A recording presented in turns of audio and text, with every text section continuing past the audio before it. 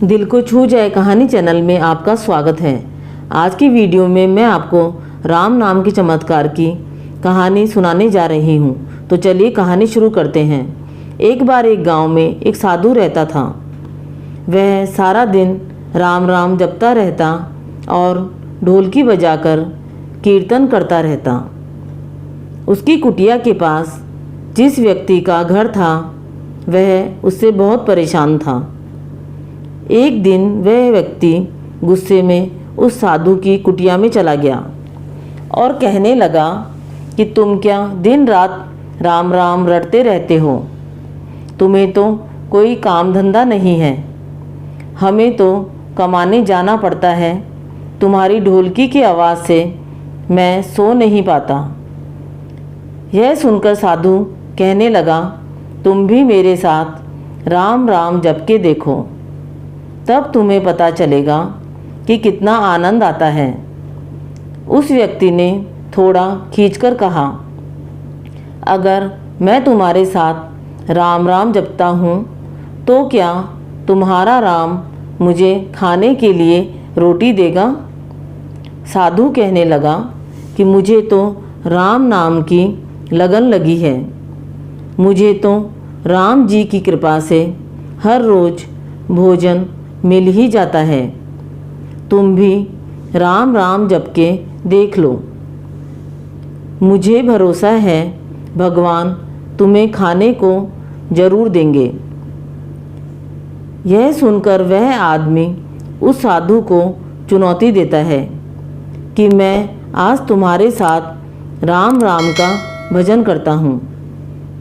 अगर तुम्हारे राम ने आज मुझे रोटी खिला दी तो मैं अपनी सारी उम्र राम की भक्ति में लगा दूंगा, और अगर नहीं खिलाई तो तुम ढोलकी बजाना बंद कर दोगे।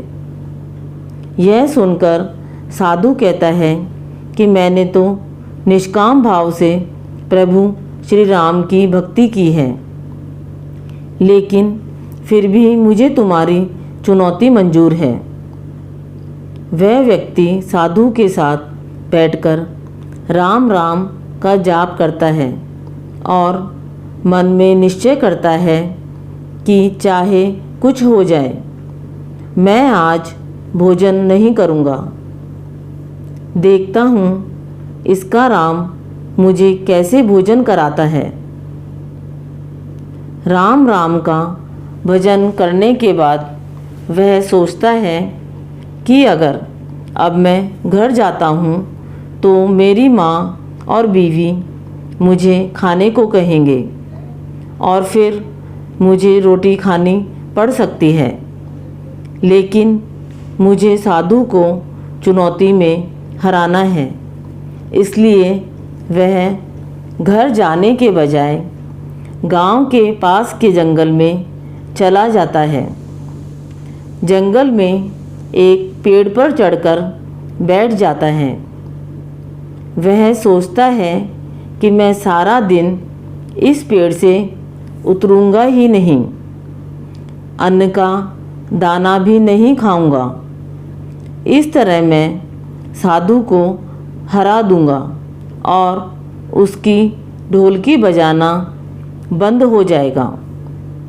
कुछ देर बाद उस जंगल से एक बंजारों की टोली गुजरती है। उन्हें भूख लगी होती है तो बंजारों का सरदार कहता है कि आग जलाकर यहीं पर खाना बना लो। अब आगे खाना खाकर ही आगे बढ़ेंगे।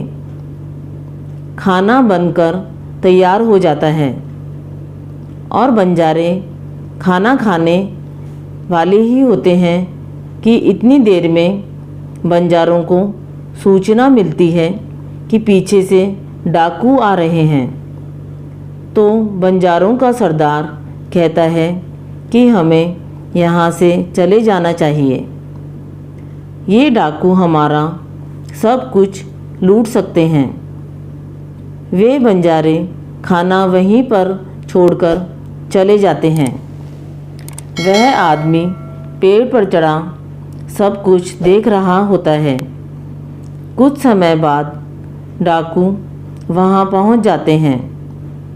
भोजन को देखकर डाकू कहते हैं कि खुशबू तो बहुत अच्छी आ रही है, लेकिन यह भोजन यहाँ बनाया किसने?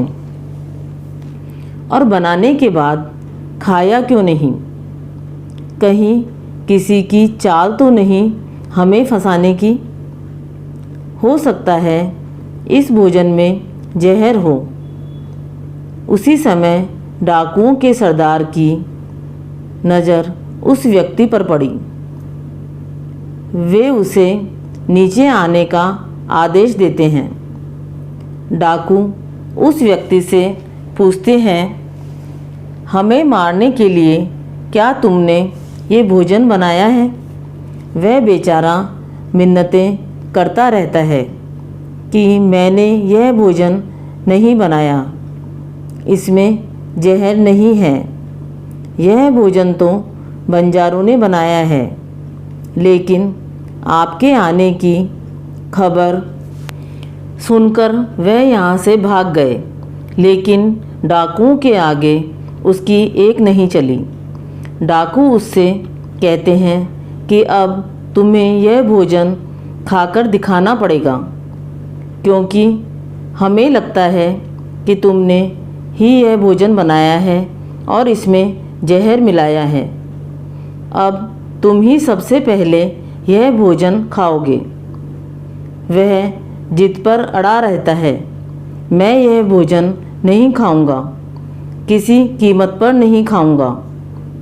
डाकुओं का शक और गहरा हो जाता है। वे बंदूक की नोक उसके सिर पर रखकर कहते हैं, तुझे यह भोजन खाना पड़ेगा, नहीं तो गोली खानी पड़ेगी। वह व्यक्ति भोजन कर रहा था और साधु को याद करते करते आंसू उसकी आंखों से बह रहे थे। उसने कहा था कि मेरा निश्चय है, राम नाम जप लेगा तो राम तुझे भोजन भी देंगे। उसके भोजन करने के बाद डाकुओं ने उसे छोड़ दिया। अब उसे विश्वास हो गया कि बंजारों को और डाकुओं को राम जी ने ही भेजा है। वह सीधा साधु की कुटिया में चला गया और जाकर उनके चरणों में प्रणाम किया और उन्हें सारा वृत्तांत सुनाया। अब उस साधु से भी ज़्यादा उसे राम नाम की लगन लग गई। उसने अपना पूरा जीवन राम जी को समर्पित कर दिया। राम नाम की चमत्कार की ये कहानी आपको अच्छी लगी तो कहानी को लाइक व शेयर करें। कहानी सुनने के लिए धन्यवाद।